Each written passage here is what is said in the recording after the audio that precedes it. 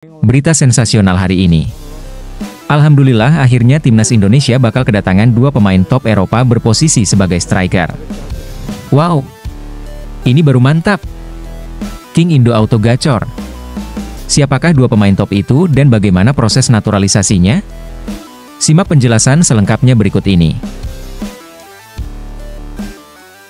Mantap!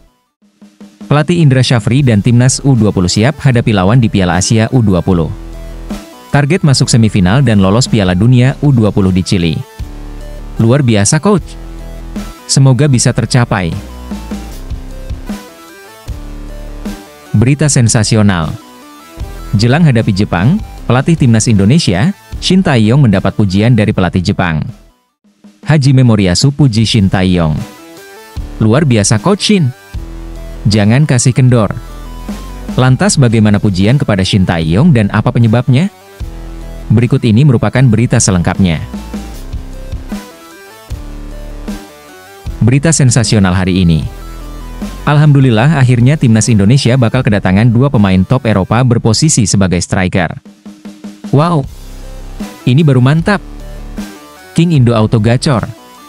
Siapakah dua pemain top itu dan bagaimana proses naturalisasinya?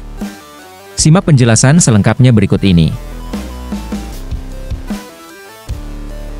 Timnas Indonesia sebentar lagi akan diperkuat dua pemain keturunan. Dua pemain keturunan ini berposisi sebagai striker. Sebagaimana diketahui kalau timnas Indonesia saat ini masih kesulitan untuk mencetak gol, maka kehadiran dua striker ini sangat dibutuhkan oleh skuad Garuda. Striker yang dimaksud adalah Ole Romeni dan Mauro Zylstra. Nama Ula Romeni adalah yang paling diharapkan bisa segera dinaturalisasi PSSI agar bisa mengisi posisi striker di skuad Garuda. Pemain asal FC Utrecht ini bukanlah nama baru dalam radar PSSI. Ia telah lama digadangkan menjadi WNI, namun ia masih harus mempertimbangkan banyak hal hingga akhirnya secara resmi terbuka untuk membela timnas Indonesia. Hal itu disampaikan oleh anggota Komisi 3 DPR RI, Jamaluddin Malik, saat menghadiri program Kompas Petang di Kompas TV pada hari Rabu tanggal 6 November. Saya rasa kita punya Ula Romeni, ya. Ini striker yang cukup mumpuni dan jadi harapan timnas dalam waktu dekat, kata Jamaluddin Malik. Kehadiran Ula Romeni sangat dibutuhkan, apalagi saat ini timnas Indonesia sedang berjuang merebut satu tiket ke Piala Dunia 2026. Maka wajar saja jika Jamaluddin Malik mengisyaratkan bahwa Ula Romeni memiliki peluang lebih besar untuk cepat dinaturalisasi. Yang paling dekat dan realistis adalah Ula Romeni, kata Jamaluddin. Sementara untuk pemain satunya lagi, yakni Mauro Zylstra bisa saja dinaturalisasi oleh PSSI, tapi yang menjadi prioritas utama saat ini, ya Ula Romeni. Ya Mauro Zylstra, Ula Romeni. Sekarang lebih ke Ula Romeni ya, yang lebih masuk akal segera dinaturalisasi, kata Jamaluddin Malik. Terkait kepastian dan hal teknis lainnya, Jamaluddin Malik sepenuhnya mempercayakan kepada Ketua PSSI, Pak Erick Thohir. Jadi tantangan itu memang sangat besar. Tapi Ketua PSSI yang punya jam terbang mumpuni di bidang sepak bola, pernah jadi pemilik Inter Milan juga. Kalau saja kedua pemain ini bergabung, Ula Romeni dan Mauro Zylstra akan menambah kekuatan di lini depan. Untuk Ula Romeni sendiri akan berpeluang besar menjadi starter di skuad Garuda jika resmi bergabung dengan timnas Indonesia. Ula Romeni saat ini masih berusia 24 tahun, ia juga bisa bermain di posisi penyerang sayap kanan dalam formasi 3-4-3. Maka dengan kehadiran Ula Romeni dan Mauro Zylstra, kedalaman skuad timnas Indonesia akan semakin solid, terutama di lini depan. Di posisi penyerang tengah akan dihuni oleh Rafael Struijk, kemudian Ragnar Oratmangun di posisi penyerang sayap kiri. Kemudian Mauro Zylstra akan menjadi pelapis untuk Rafael Struijk. Mantap! Pelatih Indra Syafri dan timnas U20 siap hadapi lawan di Piala Asia U20. Target masuk semifinal dan lolos Piala Dunia U20 di Chili. Luar biasa coach. Semoga bisa tercapai. Pelatih timnas Indonesia U20, Indra Syafri, akhirnya buka suara setelah Garuda Muda masuk ke dalam grup C Piala Asia U20 tahun 2025. Tim yang akan menjadi lawan timnas Indonesia U20 di grup C ini bukanlah tim biasa. Pada grup C Piala Asia U20 2025, timnas U20 Indonesia akan melawan Uzbekistan, Iran, dan Yaman. Uzbekistan dan Iran akan menjadi tantangan baru bagi anak asuh coach Indra Syafri tanpa mengabaikan Yaman. Di babak kualifikasi Piala Asia U20 tahun 2025, Uzbekistan merupakan juara grup B dengan meraih 12 poin tanpa kekalahan melawan Kamboja, Bahrain, Nepal, dan Taiwan. Begitu juga dengan Iran, yang menjadi juara grup G kualifikasi Piala Asia U20 tahun 2025 dengan meraih 9 poin tanpa kalah melawan India, Laos, dan Mongolia. Dari semua lawan yang akan dihadapi, Timnas U20 Indonesia sudah bertemu dengan Yaman yang berada dalam satu grup kualifikasi Piala Asia U20 2025 beberapa waktu lalu. Hasilnya, Timnas U20 Indonesia bermain imbang 1-1 versus Yaman. Meski berada di dalam grup yang sulit, tapi Coach Indra Syafri tetap optimis kalau ia dan anak asuhnya bisa meladeni siapapun lawan yang akan dihadapi. Bahkan Indra Syafri menegaskan bahwa Timnas U20 Indonesia siap bertarung di Piala Asia U20 2025. Apalagi ia dan Timnas U20 Indonesia sudah memulai persiapan untuk bertanding di Piala Asia U20 2025 sejak Desember 2023. Ia dan Timnas U20 berhasil menjadi juara di Piala AFF U19 tahun 2024 dan lolos ke Piala Asia U20 2025.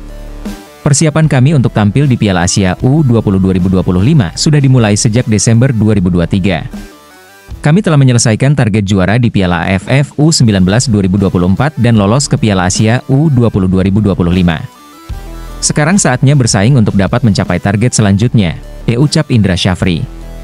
Mantan pelatih Bali United itu yakin Timnas U20 Indonesia bisa bersaing dengan Uzbekistan, Iran, dan Yaman. Kemudian pada saat yang bersamaan ia juga menargetkan lolos ke Piala Dunia U20 tahun 2025 yang berlangsung di Chili.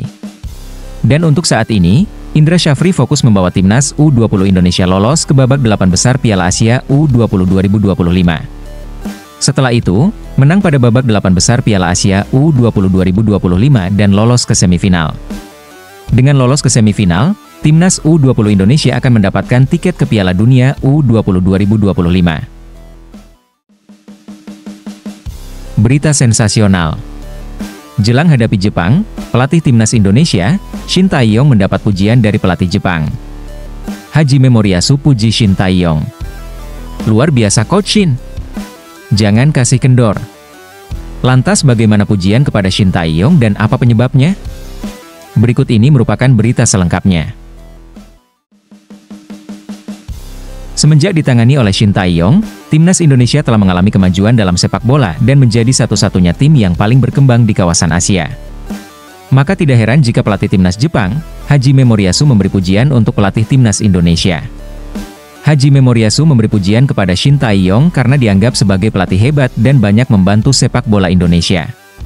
Pujian itu disampaikan oleh Hajime Moriyasu usai mengumumkan daftar pemain Timnas Jepang yang dipersiapkan untuk melawan Indonesia dan Cina pada kualifikasi Piala Dunia 2026, Kamis tanggal 7 November kemarin. Moriyasu ditanya pendapatnya mengenai sosok Shin Tae-yong. Pelatih Timnas Jepang itu mengatakan, Shin Tae-yong punya kualitas, ia membawa perubahan di sepak bola Indonesia. Bahkan menurut Moriyasu, sosok Shin Tae-yong bisa membawa kemajuan untuk sepak bola Korea Selatan dan Indonesia. Saya sudah bicara dengan dia saat bertemu, dan menurut saya dia pelatih yang sangat hebat. Dia membuahkan hasil di Korea, membawa tim ke Piala Dunia, dan punya pengalaman berkompetisi di panggung dunia. Tidak diragukan lagi dia membantu mengembangkan sepak bola Indonesia dengan memperkuat tim. Dengan mengingat hal itu, saya menghormatinya dan mengatakan kepadanya bahwa apa yang dia lakukan luar biasa, ujar Moriyasu dikutip dari Gone. Timnas Indonesia akan menjamu Jepang pada matchday kelima grup C ronde 3 kualifikasi Piala Dunia 2026 di Stadion Utama Gelora Bung Karno, Jakarta, pada hari Jumat tanggal 15 November mendatang. Meski tampil di kandang sendiri, tapi banyak pihak menjagokan Jepang bisa mengalahkan Indonesia. Jepang saat ini menjadi penguasa grup C ronde 3 kualifikasi Piala Dunia 2026. Meski begitu, pelatih Timnas Jepang, Moriyasu enggan meremehkan Timnas Indonesia, meski pada pertemuan terakhir Jepang mampu mengalahkan Indonesia dengan skor 3-1 di babak grup Piala Asia 2023. Kami akan melawan Timnas Indonesia yang berbeda dari sebelumnya. Indonesia punya kecintaan yang luar biasa terhadap sepak bola. Tim mereka semakin kuat, dan kebanyakan pemain naturalisasi aktif bermain di Eropa. Ini akan jadi pertandingan yang berat, ucap Moriyasu. Sebagai informasi, saat ini Timnas Indonesia berada di urutan kelima klasemen sementara grup C dengan torehan 3 poin. Sementara Timnas Jepang berada di puncak klasemen grup C kualifikasi Piala Dunia 2026 dengan 10 poin. Jepang unggul 5 poin atas Australia, Arab Saudi, dan Bahrain.